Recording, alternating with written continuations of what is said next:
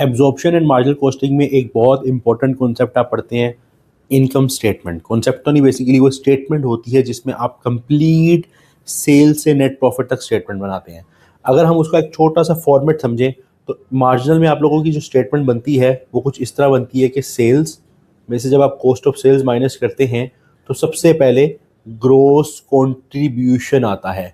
सबसे पहले gross contribution आता है, उसके बाद आप variable non production cost minus करते हैं तो आपके पास टोटल कंट्रीब्यूशन आ जाता है। ये एक फॉर्मेट है इनकम स्टेटमेंट, ये वो वाली नहीं है जो पब्लिश होनी है, बल्कि ये कॉस्टिंग के लिए यानी मैनेजमेंट के लिए बेसिकली ये एक स्टेटमेंट बनाई जाती है। अब इस टोटल कंट्रीब्यूशन में से आप सारी फिक्स कॉस्ट माइनस कर देते हैं जिसमें फिक्स प्रोडक्शन और फिक्स नॉन प्रोडक्शन होती है,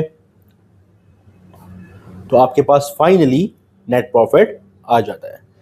इसके बरक्स अगर हम बात करें, मैंने बड़ा इंपॉर्टेंट पॉइंट बताना है इसलिए मैं पहले बता रहा हूँ स्टेटमेंट की किस तरह बना रहे हैं। एब्जॉर्प्शन में जो है वो सेल्स में से कॉस्ट ऑफ सेल्स माइनस करते हैं तो अनएडजस्टेड ग्रॉस प्रॉफिट पहले आता है जिसमें अंडर या ओवर एब्जॉर्प्शन की एडजस्टमेंट होती है और उसके बाद एडजस्टेड ग्रॉस प्रॉफिट आता है। इसमें से हम नॉन प्रोडक्शन कॉस्ट माइनस करते हैं जिसमें वेरिएबल नॉन प्रोडक्शन और फिक्स नॉन प्रोडक्शन होती है तो नेट प्रॉफिट आता है। आज मैं इन दोनों स्टेटमेंट्स की कुछ बातें आपको बताऊंगा जिससे आपको कभी ये कॉन्सेप्ट नहीं भूलेगा। पहली चीज़, मार्जिनल की स्टेटमेंट में आप अगर गौर से समझो तो पहले वेरिएबल कॉस्ट सारी मार्जिनल कॉस्टिंग में साइड पे हो जाती है। जैसे अगर आप कॉस्ट ऑफ सेल्स की बात करो तो इसमें जो आप कॉस्ट पर यूनिट लोगे ऑब्वियसली वो मार्जिनल के मुताबिक लोगे, जिसमें 4 कंपोनेंट्स हैं, direct material, direct labour, direct expense और वेरिएबल प्रोडक्शन ओवरहेड, राइट। ये चारों वेरिएबल कॉस्ट हैं। उसके बाद उसने ग्रॉस कंट्रीब्यूशन के बाद variable non production cost side पे की, साइड पे मतलब माइनस की, तो सेल्स में से पहले सारी वेरिएबल कॉस्ट को साइड पे किया जाता है। सारी वेरिएबल कॉस्ट साइड पे करने के बाद हम कहते हैं कि टोटल कंट्रीब्यूशन आ गया। और उसके बाद उसके बाद जो फिक्स कॉस्ट आ जाती है उस फिक्स कॉस्ट को माइनस किया जाता है तो नेट प्रॉफिट आती है। यानी इसकी अप्रोच ये है कि ये सेल्स में से पहले सारी वेरिएबल कॉस्ट माइनस करते हैं, उसके बाद फिक्स कॉस्ट माइनस करते हैं तो प्रॉफिट आता है। जबकि एब्जॉर्प्शन की नेचर ये है, एब्जॉर्प्शन की स्टेटमेंट में ये लॉजिक है कि ये पहले सेल्स में से सारी प्रोडक्शन कॉस्ट माइनस करता है और फिर नॉन प्रोडक्शन कॉस्ट माइनस करता है। यानी इसके कॉस्ट ऑफ सेल्स में डायरेक्ट मटेरियल, डायरेक्ट लेबर वो सब तो होता है, वो 4 कंपोनेंट्स तो हैं वही वाले, प्लस एक फिक्स प्रोडक्शन ओवरहेड भी है। तो हमने सारी प्रोडक्शन कॉस्ट साइड पे कर दी, अब हमारे पास कोई भी प्रोडक्शन कॉस्ट नहीं रहेगी, सारी नॉन प्रोडक्शन है। तो ग्रॉस प्रॉफिट के बाद अगर आप देखें तो सिर्फ नॉन प्रोडक्शन कॉस्ट रहेगी जो आपने माइनस करके प्रॉफिट निकाल लिया।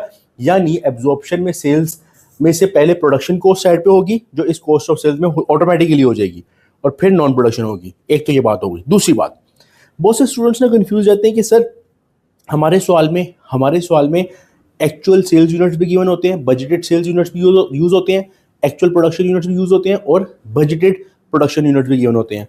और अगर हमारे पास कॉस्ट पर यूनिट्स में है, जिस तरह fix production overhead per unit में है, नॉन प्रोडक्शन पर यूनिट में है, इसी तरह variable non production per unit में है, यहाँ पे variable non production overhead per unit में हो सकता है, तो कौन से यूनिट्स को उसको मल्टीप्लाई करें, क्योंकि ये बहुत कॉन्सेप्ट खराब होता है। तो मैं यहाँ पे आपको कुछ रूल्स बताने लगा हूँ जो आपने फिक्स रखने हैं। जितना वो रूल आपका कंफर्म होगा, मैं गारंटी कहता हूँ आपके ये सवाल गलत नहीं हो सकते। पहला रूल, किसी भी किस्म की production cost per unit given है, किसी भी किस्म की production cost per unit given है तो उसने मल्टीप्लाई प्रोडक्शन यूनिट से ही होना है। दोनों स्टेटमेंट्स की बात कर रहा हूं मैं। किसी भी किस्म की production cost per unit given है उसने मल्टीप्लाई प्रोडक्शन यूनिट से ही होना है। इससे अगली बात, अगर ये प्रोडक्शन कॉस्ट फिक्स में है तो इसने हमेशा बजटेड एक्टिविटी से ही मल्टीप्लाई होना है। यानी कि प्रोडक्शन कॉस्ट है तो प्रोडक्शन यूनिट से मल्टीप्लाई होगा, लेकिन बजटेड प्रोडक्शन से मल्टीप्लाई होगा तो आंसर आएगा। और जो प्रोडक्शन यूनिट्स में अगर वेरिएबल कॉस्ट है तो वो एक्चुअल एक्टिविटी लेवल यानी एक्चुअल प्रोडक्शन यूनिट से मल्टीप्लाई होगी।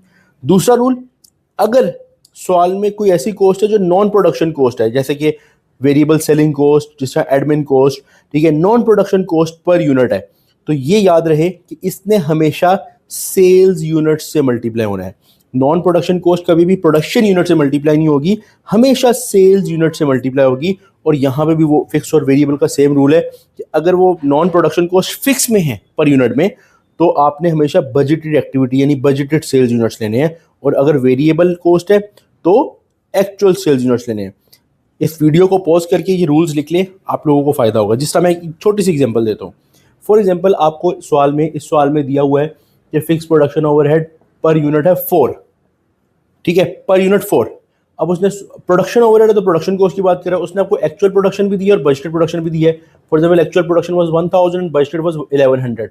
तो अब स्टूडेंट्स क्या करेंगे, वो समझेंगे प्रोडक्शन कॉस्ट है उसको एक्चुअल प्रोडक्शन से कर देंगे। लेकिन मैंने रूल क्या बताया कि फिक्स कॉस्ट को चाहे प्रोडक्शन है चाहे नॉन प्रोडक्शन है हमेशा बजटेड यूनिट से करना है।